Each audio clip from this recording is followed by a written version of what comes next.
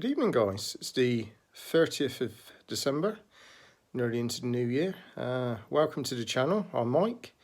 Hopefully I won't scare you. First time I put my face to camera, so yeah, here we go. I've got some Dutch courage though. Cheers. Lovely.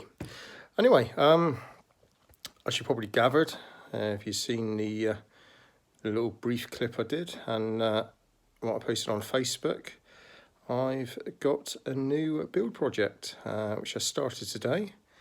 It's the RC4 drive Gelande 2 Toyota Cruiser FJ40. It's a bit of a mouthful. I was looking at doing another Unimog build, but I'm still waiting for Traxxas to get back to me on releasing a 6x6 chassis kit as per the sport. So been in contact with them. They're supposed to be passed on to our design team. To be fair, they came back to me fairly quick. So yeah, fingers crossed. But until then, I thought I would give this one a go. Saw it on YouTube and yeah, thought it would fit in very well. So I'm not going to do an unboxing. But yeah, hope you enjoyed the build. Thanks for watching. Yeah, never actually planned to start my own YouTube channel, but it was actually Andrew from RC. I was following his Unimog build because I was already well on the way with mine, and it's pretty similar to the chassis and the body to a certain extent.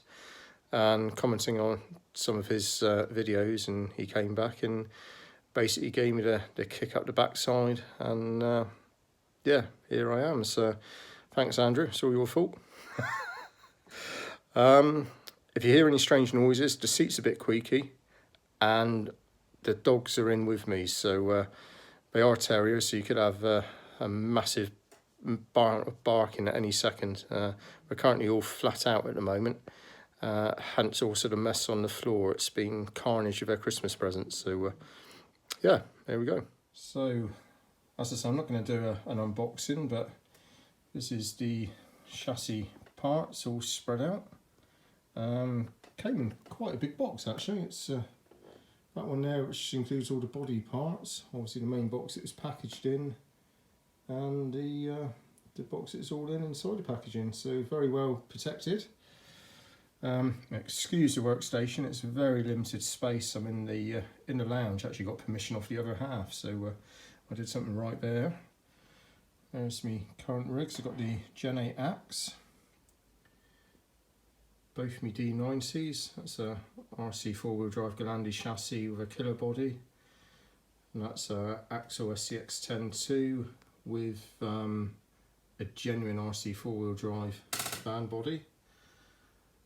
There's me Mog, obviously the orange paint used on the current build because I had loads left over, save buying any. Me Ecto, and a spare body for the Gen 8. It's taken quite a beating. So yeah, very comprehensive manual, quite thick, good bit of bedtime reading. And there's also another manual for the body which came in the body box. So I'm not going to film the complete build because it would take too long, but once I've done a stage or two, I'll have a little recap. Right, that's the first stage of the preparation, ready to paint the body.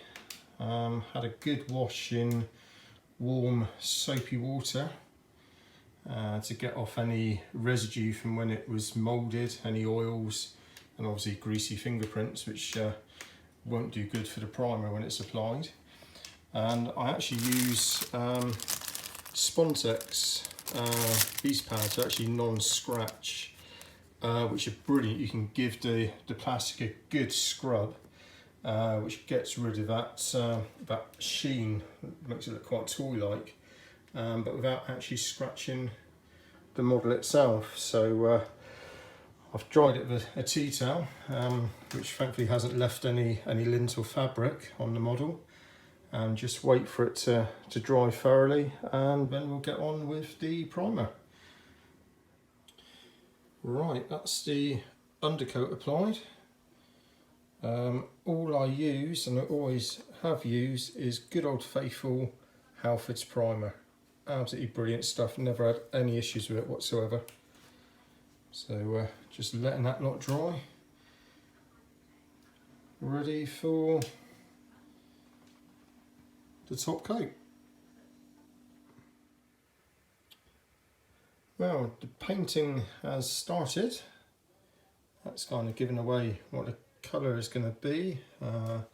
Again, Halford's paint, and it's Volkswagen Brilliant Orange, which is the same base for me Unimog build. Yeah, pleased with it so far. Unfortunately, it's now dark outside and blowing a gale, so we'll still have to continue with a second coat tomorrow morning. But in the meantime, I shall start on the chassis build. Right, so before I start building the kit, I don't know if any of you have already done an RC4WD drive chassis kit, but the axles and the diffs and the gearbox all come pre-assembled. So before I start anything, I take them all apart, strip them and put some grease in.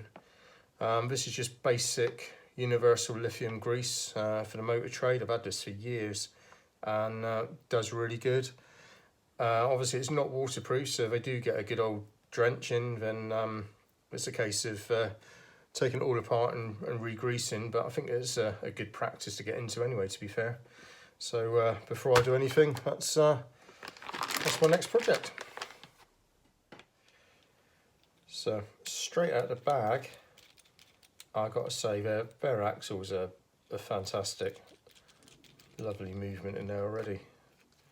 Doesn't sound to be any binding, but let's see what grease they have got. Strong piece of advice I would give for anybody who's into the hobby is a decent magnetic parts tray. Absolutely brilliant, especially when you're dealing with lots of little bolts like this, which can easily get lost.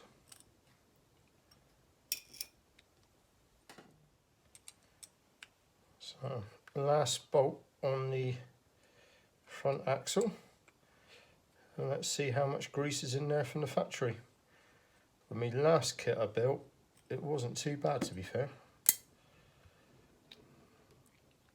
There's a, don't know if you can see that. That'll focus. There's a little bit in there, but I prefer to put quite a bit in my diffs. So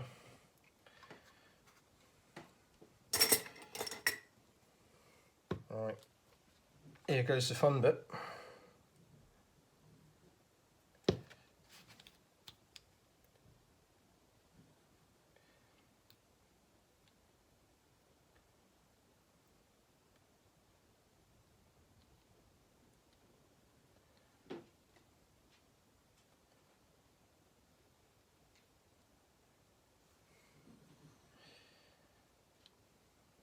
And as always, when I get my fingers covered in grease, one of the dogs wants to come and say hello. There we go. So yeah, I don't know if you can see, but nice dollop of the old grease in there. That should keep it sweet for a little while, providing I don't get it wet. Lovely. Another topic which seems to have a bit of debate is whether to Loctite or whether not to Loctite.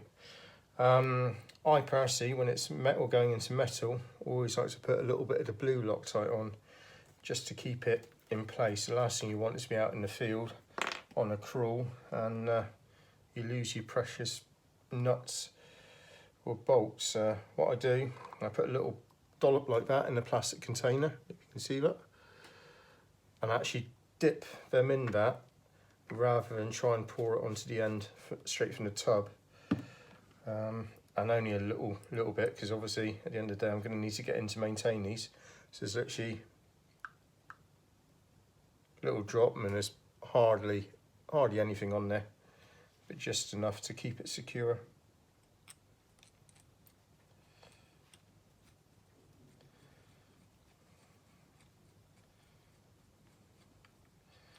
Just gently pinch, obviously doing opposites.